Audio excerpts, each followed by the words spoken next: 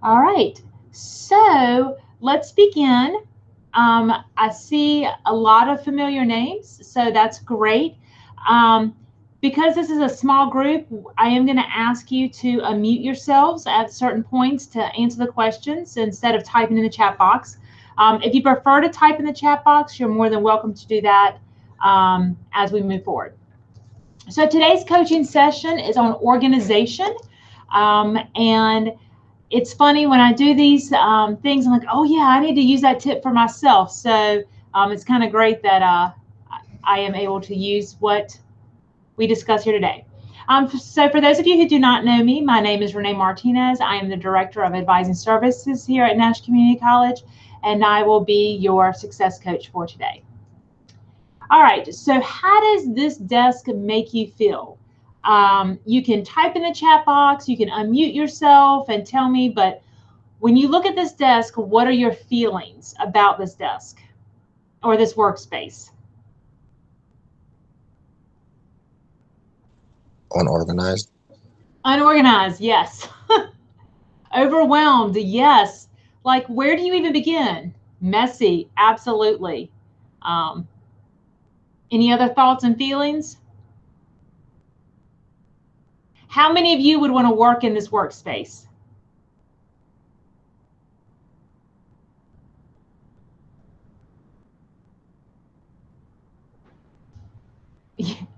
You'd go to sleep because it was so overwhelming. Kind of stresses me out. It stresses you out? Yeah, it does, doesn't it? It stresses me out because I don't even know where to begin. Number one, why can we not throw a banana peel away? That's my first question is where's the trash can?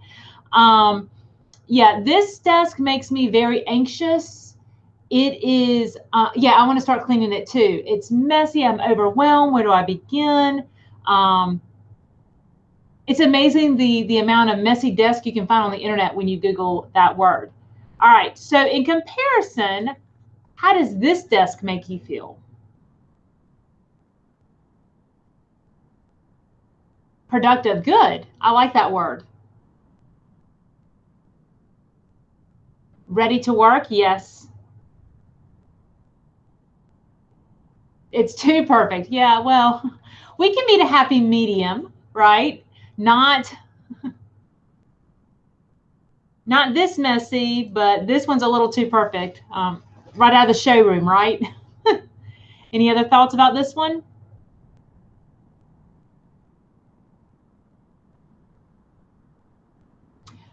Picture one or this picture, which one do you think would create a more productive working environment for you? This one, but I'd probably still take part of that off for. Yeah. So what we're going to do is we're going to discuss organization and how to organize so that we are productive in our schoolwork. And just like I discussed yesterday with time management, I'm going to offer you several tips, and through trial and error, you'll just kind of have to figure out which one works best for you. All right, so organization for college students. Being organized helps you with time management, which we discussed yesterday. It also helps to reduce stress. So that first desk, I was very anxious looking at it. I didn't know where to start. What do I need to begin to work on? It helps you complete assignments because you can focus. You know what you need to do. You have it. Being organized also helps you not miss important due dates or any due dates. And it also helps you know your commitments. So we all are very busy people, and we have commitments to school and to work if you work a part-time job. We have commitments to our family and our friends and ourselves. And so being organized helps us with knowing what our commitments are and how to manage those commitments to be most productive. So let's start off and let's begin working and talking about some tips for organization. So the first thing you need to do is, if you have not already done so, go ahead and designate a workspace for you. It is the beginning of the semester, so this is the perfect time to start setting up these routines. I believe I read somewhere that For a routine to become a habit, then it takes about 14 days. So for the next 14 days, make a conscious effort to do something, to have a certain place you're going to do work. And don't slide, oh, I'm going to sit on the couch today because, oh, it's just, I'll be fine. I'll get back in my designated workspace tomorrow. Once we start slipping and sliding in our routines, then we become more disorganized. So I recommend a designated workspace would be a desk in your bedroom or in a room. If you don't have like a space that you can close the door and call your own, and because you're sharing a house with many people, the kitchen table and the dining room table also work well as designated workspaces. The top picture here is a picture of someone's kitchen table. They have their computer out there. They've got their glasses. It looks like they've got something to drink and their books. So they're ready to work. And then behind them is a bookshelf where they can put all of that away when it's time to use the kitchen table as a kitchen table to eat breakfast, lunch, or dinner, or to have game night, or whatever you need to do. So I recommend, if you are using a common area like the kitchen or a dining room, or maybe you're sharing a desk with someone in your house, to get a box or a tote, something, I just picked this off of the internet, to put all of your school supplies in so you know where they all are. My husband works remotely part of the week, and he works in his office part of the week, and he has something like this on wheels where he keeps all of his office supplies in, so that he never forgets something at the house when he's working in the office, or in the office when he's working at the house. So having a designated box for you to keep all of your school supplies stored in will help you when it comes time to sit down and do your schoolwork. Unclutter the area. So that first picture, we definitely need to go in there and do some uncluttering, throw away, make sure that what is in your space is usable for you. And that you're giving yourself enough space to work. If you have, I have a desk in my house, and it had, prior to COVID and working more remotely, it had a printer on it, it had a desk lamp, it had our computer. And when I sat down to work at it the first day, there was not enough desk space for me to write. It was plenty for me to type on my computer, but for me to write out things, there wasn't enough. So I moved the printer to the floor, and it works fine, and now I have enough space. So you might have to reimagine your current workspace to make sure that it's most effective for you. So the first tip is to think about your workspace and where you plan on working, and how you can make sure you have everything you need in that space. And then, because we are remote and many of us are sharing spaces with other people, make sure you have something. It doesn't have to be a fancy box like I have on the computer screen. It could be a bag that you got, or maybe you got a package in the mail and you just put it in the cardboard box. Whatever you have to keep your stuff will be helpful when it comes time to do your work. So I mentioned support before is to make sure you have supplies in that box. So what are some school supplies that you need to help you with organization? So obviously we need pens and paper and pencils. You need your textbooks. You need, if you're taking a science class, you might need a lab kit. So make sure you have all that. Now with this virtual and online learning, make sure your computer is there. If you have a laptop, make sure that you know where the charger is so that you can plug it in when the battery starts running low. If you have an external webcam, make sure you know where that is so you can interact with your classes. But there's some other things you can use. Sticky notes, we're going to discuss how you can use those in a minute. The picture on the page, on the screen though, shows you how they use sticky notes. So if you are borrowing a textbook, or you have a textbook out on loan, or you want to resell your textbook and get the most money, a lot of times you don't need to write in your textbook because that decreases the value of it. And if you're renting, that's the word I was looking for. If you're renting your textbook, then they don't want you to write in it. So using sticky notes to make notes in the margins about what you're reading is a very good organizational tool for you to use. You can see then in chapter 7, They've got little orange sticky notes throughout. They also have sticky note tabs on the sides to kind of pull out the important pieces that will help them go back and study. So this is organization for studying. Right here is what the example you see on the screen. I also like colored pencils. If you are a visual learner, and if you've had ACA 122, you went through and discussed what kind of learner you are. If you're a visual learner, sometimes colors help you to organize information. So make sure you have colors to help, or crayons or colored pencils to help you with that organizational tool. So these are some supplies that you would need. They're nothing really fancy, but they will all help you with organizing information. So organize your day, your week, your month. I mentioned yesterday about planners. So I have a paper planner here that I write in. That's great. I also use my cell phone app as a planning device because it allows me to make appointments with myself. There's so many apps out there that you can use for if you have a smartphone to do that.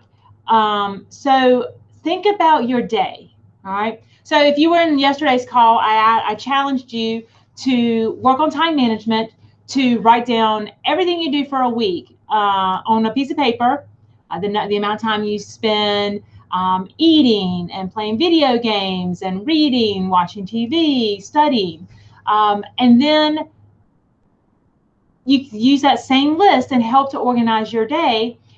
Think about when you can study and when you might need to go to work or things like that.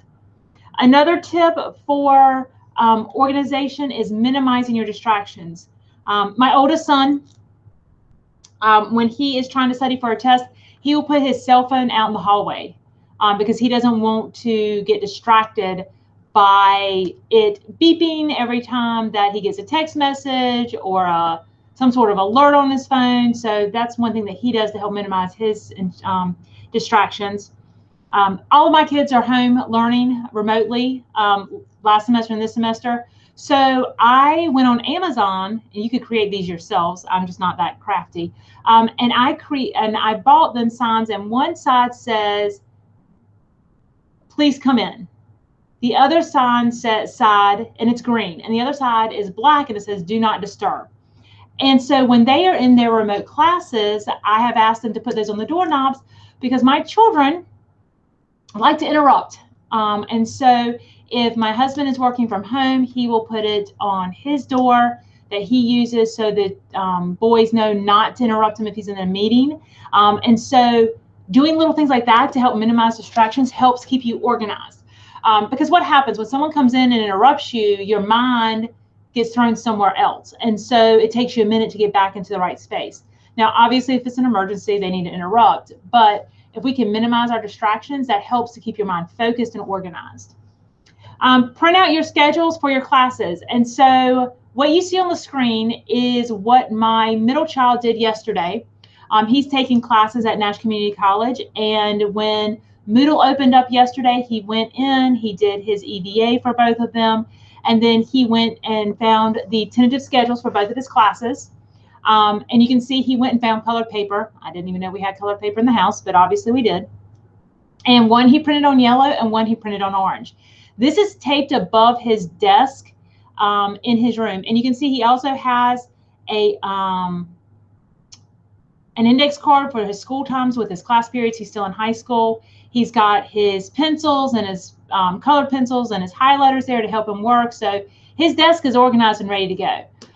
So if you don't have a printer at home, don't worry. If you are comfortable and wear a mask, you can come to the college and we still have free printing going on. And you can print out your schedules and then you can take them above your workspace like he did. And then you can see on the yellow one, he's already checked one off. On the orange one, he's checked two off. He wrote himself a reminder about the orange class.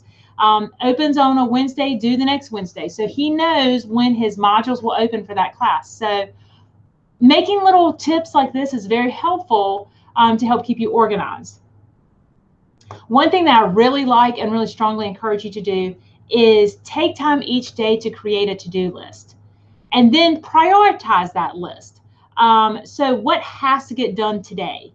What would be nice if I got it done today? What can wait to tomorrow if need be? Like prioritizing, triaging your workload. What are the necessities? All right. So I'd like for you to do that now. So take a piece of paper if you have one near you, and I want you to think about what you need to do for the rest of today. And I want you to just take a moment and I want you to jot down your to-do list. And if you're pretty open the rest of the day and you don't have anything you need to do, think about tomorrow's to-do list. And then I want you to, once you've gotten the entire list written down, I want you to go back and number them. So 1 being the most important, and then how many ever you have on your list, 4, 5, 10, whatever the case may be, number them in descending order. So they don't have on your piece of paper, 1 could be at the top and 4 could be at the bottom, and they're all mixed up. But just the initial thing is to get down on your piece of paper what you need to get done, and then to prioritize them. So I'm going to pause here for a second. I'm going to stop talking and give you a chance to create your to-do list.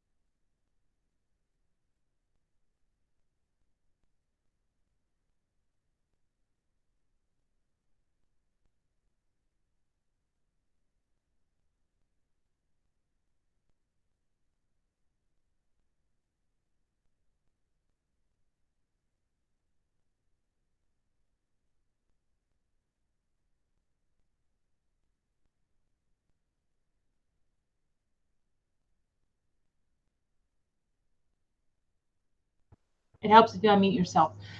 So at the bottom of your screen, you can raise your hand at the bottom and let me know if you have created your to-do list and prioritized it.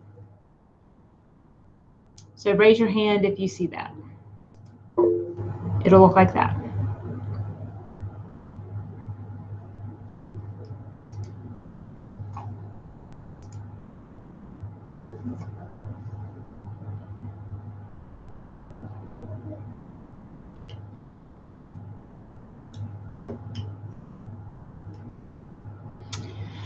All right, so while you're finishing up, it's great to create a to-do list, but what do you have to do, right? You've got to actually do the things on your to-do list.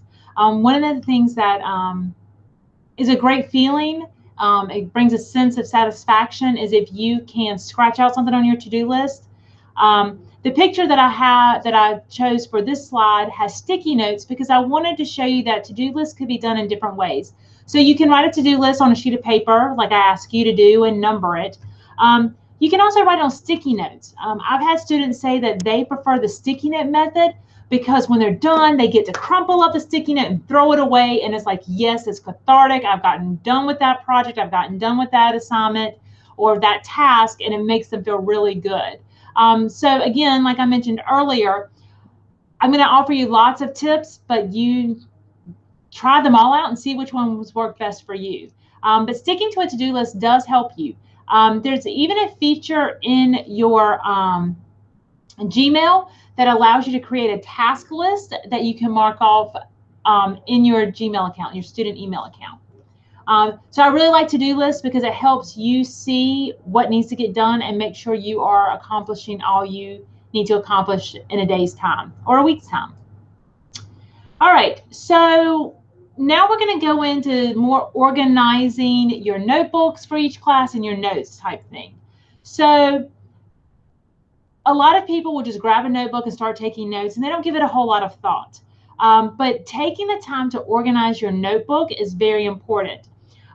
So you can create dividers. You don't have to go out and spend money on fancy dividers. You can go to the, Dollar Tree and buy sticky notes, and then, like the example up here, they put little tabs where their sticky notes are, and that helps you to organize it based on sections.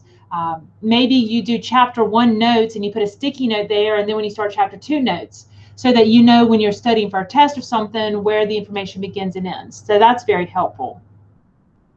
Color code your notes. So you can use colored pencils or a highlighter. This page down here shows you where they have highlighted. So all the things highlighted in pink mean one thing for this student. The things in green mean something else. You have to come up with your own color coding scheme. Maybe green is very important and pink is, just extra material or something like that. But taking the time to organize your notes is really helpful for two things. It helps you study because it lets you know exactly where the information is that you need to study for your test, or where the information is for your project that you're working on.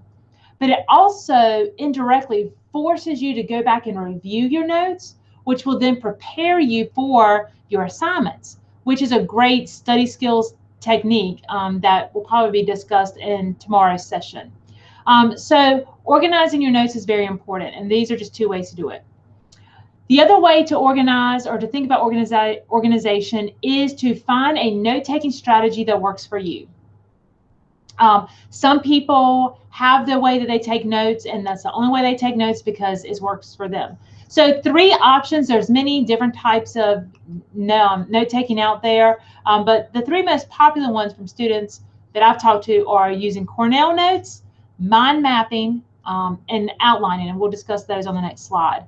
But as I said, regardless of the method you choose to use, you've got to review your notes. This will help keep the information fresh and organized in your brain so that when you have a pop quiz or you have a regularly announced quiz, you are ready to go. You don't have to stress, where are my notes for that test that I have, because you've already organized them all. You've taken the time ahead of time to be proactive in your studying and organization to make sure you know where your notes are. And that is a great stress reliever when it comes time to studying for tests and exams and completing projects. So you may not have heard of the note-taking strategies that I mentioned, but here are 3. So mind mapping is a great tool to use when you are, if you are a visual learner, if you're very creative. This can make your brain very, very happy. And the idea is you put a concept in the middle, and then you branch out. You create little maps or trails and roads to the other concepts related to that. So can you do this in the moment of a lecture that your teacher's giving you? Probably not. But if you have the information written down, then you can then go back and use it as a note-taking skill later to help you be able to review. The middle one is a traditional outline, and people like this because it allows them to see the progression of ideas and what supports it and things of that nature. The third one is the one that a lot of universities encourage. We encourage it here at Nash Community College. If you've taken ACA 122, you know this method because it was discussed in there. This is called Cornell Notes. You can go online and Google Cornell Notes templates, and there are Google Docs that are in this template to help you take notes. But you don't have to have a fancy template. You can take a piece of paper and divide it into thirds. So on the left-hand column, which is a small column, you write questions. So the biggest portion is a note-taking portion here. And so as you're taking notes, if a question pops into your brain, you write the question beside that particular note. How does this help you? Well, it allows you to raise your hand in class and say, Ms. Martinez, I don't understand this concept, and you have their note to reference right to it. The key is for Cornell Notes is you've taken your notes and you've asked your questions or made comments. They don't have to necessarily be questions. They could be comments. But down here, you summarize what you have done or what you have learned for that note page. This is very helpful because it requires you to review it. It requires you to go back and organize your notes if they are out of order. It also forces you to refresh your notes and to review your notes so that you can see what you learned, and it helps with organizing your thoughts about the topic. So these are just 3 note-taking strategies. You may have your own way of taking notes that works for you, and that's great. I just wanted to provide you with other ways to organize your notes to make sure that you are being successful in your classes. All right, so some further tips for organization is you need to know your own personal limits. Know what you can and cannot accomplish. And it's okay at this point for you to tell people no if you can't get something done because you have prioritized your to-do list and you need to get it done. Review daily what you have accomplished and then praise and reward yourself. You may not have a gold, I don't know, it looks like a paper trophy that these 4 people are holding up, but they're celebrating whatever their success is. And we need to celebrate ourselves. When we have done something, we need to high five ourselves, because with COVID, you really can't high five anybody else. But high five yourself that good job, you did it. You were able to get everything on your to-do list done. Golly, if I was able to do that, I would be high fiving myself every day because my to-do list just seems to get bigger and bigger. But it's prioritized. I know it has to get done in a certain order. So reward and praise yourself, okay? Next, review what you didn't accomplish. And it is okay not to accomplish everything on your to-do list. That means you have lofty goals and you have a lot going on. And sometimes we get interrupted with life and we can't complete our to-do list. And that's okay. And give yourself permission to take a deep breath. That's okay. It's okay that I didn't complete that because there's always tomorrow, right? So look at what you didn't accomplish and then create a plan or recreate a plan to complete the activity. Maybe you couldn't complete it because you didn't have enough information. So that's where the recreating the plan goes. I need to go find out X, Y, and Z before I can complete this task. One of the things that is hard to do is to allocate the appropriate amount of time to complete a task. Sometimes we say, oh, this is going to take us 30 minutes, and it ends up being a 3-hour project. And sometimes we're like, oh, this will take 3 hours, and it ends up being a 10-minute project. So when that happens, just remind yourself that life happens. But that's why if you attended yesterday, I really wanted you to kind of keep track of your hours and how long it takes you to do stuff, because then you'll be able to appropriate your time much more effectively. And then another thing is that to break large tasks into smaller chunks. So this graph down here shows that someone's working on a project, all right, and it's a report. And so the first thing they're going to do is they're going to have an outline, and they've broken the outline down into various subcategories. Then they're going to have a first draft, and they've broken that down into 3 categories, and then a second draft. So when you're given an assignment for a class, and it's a big project, whether it's a paper or some sort of marketing project or whatever you need to do, look at it holistically and then stop and take the time to break it down into smaller chunks. This will help you keep you organized. It will also help you when it comes time to making sure you've covered all the aspects and you didn't forget something. It also helps you with your time because, okay, I need 30 minutes to do this. I need 45 minutes to do that. And it will help you stay organized, and you'll be able to check off what you've accomplished, the small chunks, to get to the bigger project. And that's a very rewarding feeling when you're like, okay, I got this part done today. I'm good. My project's not due until next Friday, so I'm really good that I got these 2 pieces knocked out of the way. So taking the time to break down into smaller chunks is very helpful to you. All right, so that is all I have for tips for organization. What I'm going to do is, all right, so our next coaching call is about study skills. I mentioned a couple of things for study skills today.